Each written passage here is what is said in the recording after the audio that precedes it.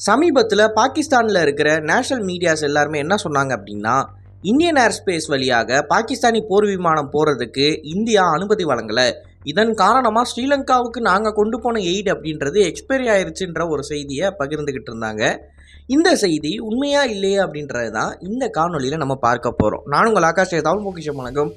DP defence. முதல் விஷயம், நம்மள நிறைய பேருக்கு தெரியும், ஸ்ரீலங்கா இப்போ சமீபத்தில் நடந்த இந்த தித்வா புயலினால் ரொம்ப மோசமாக பாதிக்கப்பட்டிருக்கு.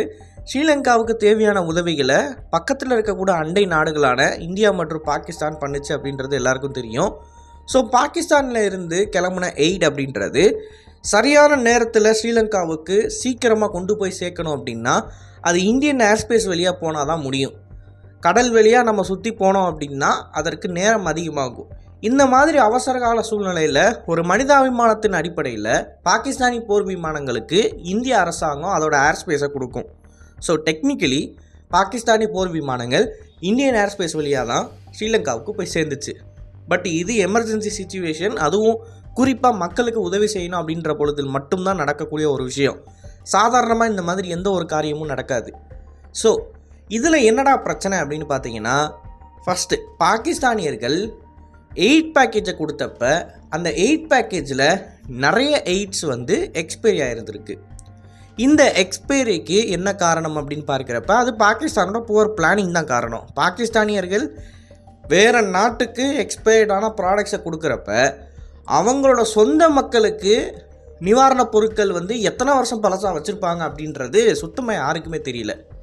ஏன்னா வெளிநாடுகளுக்கு நம்ம ஒரு பொருளை கொடுக்குறப்ப அந்த பொருள்ன்றது வெளிநாடுகளுக்கு ஃபேமஸாக தெரியப்படும்.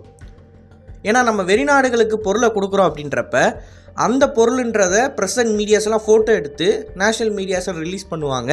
அது உலகத்தில் இருக்கிற எல்லாருக்கும் தெரியும். அப்போ நம்ம இந்த சமயத்தில் நம்மக்கிட்ட இருக்கிறதுலே நல்ல குவாலிட்டியான பொருளை தான் கொடுக்கணும்.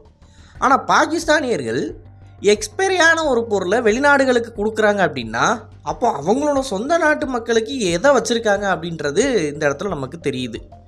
அண்ட் இதற்கு இந்தியா தான் காரணம் எக்ஸ்பைரியான பொருளுக்கு அப்படின்னு சொல்லி பாகிஸ்தானியர்கள் இந்திய அரசாங்கத்தை குறை சொல்லிக்கிட்டு இருந்த தருணத்தில் இந்திய அரசாங்கத்தோட அஃபிஷியல் ஹேண்டில் இருந்து என்ன சொன்னாங்க அப்படின்னா, பாகிஸ்தான் சொல்கிறது எல்லாமே சுத்தமான பொய். பாகிஸ்தானியர்கள் எங்ககிட்ட பர்மிஷன் கேட்ட உடனே நாங்கள் அதை கொடுத்துட்டோம். அதில் நாங்கள் கொஞ்சம் கூட டிலே பண்ணலை.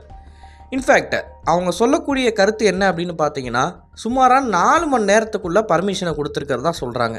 அதாவது 1300 ஹவர்ஸ்லேருந்து 1730 ஹவர்ஸுக்குள்ளே இந்த பர்மிஷன்ன்றது பாகிஸ்தானுக்கு கொடுக்கப்பட்டிருக்கு.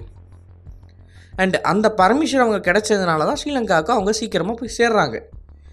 இப்போது இந்த இடத்துல பாகிஸ்தானியர்கள் எக்ஸ்பைரியான பொருளுக்கு இந்தியாவை பழி சொல்கிறதுன்றது ரொம்ப ரொம்ப ஏற்றுக்கொள்ள முடியாத விஷயம்னு நம்ம ஏன் இன்னும் அழுத்தி சொல்லலாம்னா, எக்ஸ்பைரி ஆன பொருள்லாம் 2024 எக்ஸ்பைரி ஆயிடுச்சு.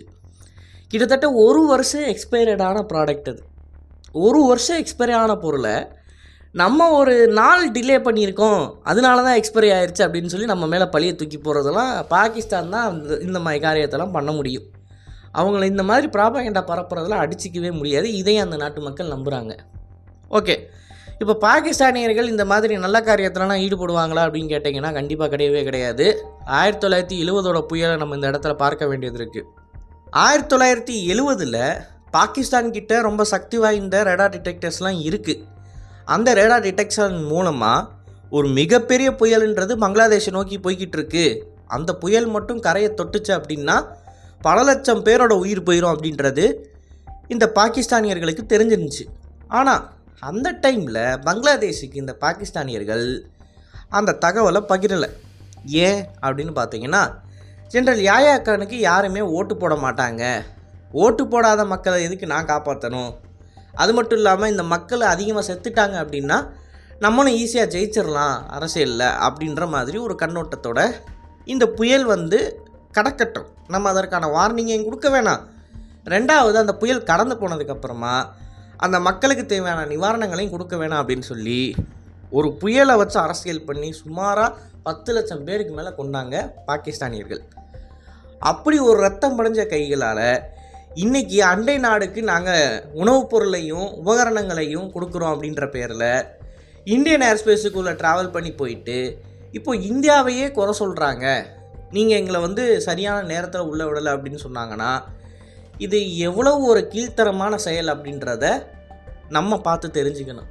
மற்றும் உலக அரசியல் ஆர் இந்த மாதிரி பிரச்சனைகள் எல்லாத்தையும் நம்ம வேர்ல்டோட கம்பேர் பண்ணி பார்த்தோம் அப்படியானால், ஒரு எமர்ஜென்சி சினாரியோன்றது 2 நாடுகள், அது எவ்வளோ பெரிய சண்டை போடுற நாடாக இருந்தாலும் சரி, எவ்வளோ மோசமாக வெறுக்கிற நாடுகளாக இருந்தாலும் சரி, ஹியூமானிட்டேரியன் எய்டுன்னு வர்றப்ப மியூச்சுவல் கோஆப்ரேஷன்ன்றது இந்த இடத்துல ரொம்ப ரொம்ப முக்கியம். இதை சரியாக பண்ணுவாங்க. ஆனால் பாகிஸ்தானியர்களுக்கு நம்ம மியூச்சுவல் கோஆப்ரேஷன் பண்ணியிருக்கோம். சரியான நேரத்தில் நம்மளோட ஏர்ஸ்பேஸை ஓப்பன் பண்ணி பாகிஸ்தானி போர் விமானம் போகிறதுக்கு நம்ம வழி செஞ்சு கொடுத்துருக்கோம். ஆனால் அந்த ஒரு விஷயத்தை பாகிஸ்தானியர்கள் அக்னாலேஜ் பண்ண மாட்டாங்க.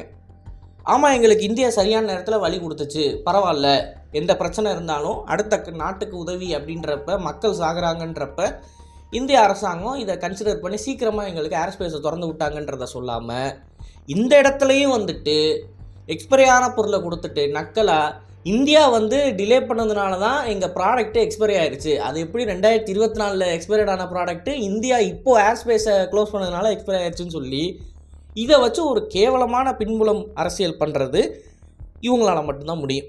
ஸோ இதை பற்றி உங்களோட கருத்துக்கள் என்ன அப்படின்றத மறக்காமல் கமெண்ட்ஸில் பதிவிடுங்க. அண்ட் இது போல் நிறைய தகவலை தெரிந்து கொள்ள டிபி நியூஸ் பேஜை ஃபாலோ பண்ணிக்கோங்க. நல்லதை பாருந்து நல்ல சமுதாயத்தை உருவாக்கும். நன்றி, வணக்கம்.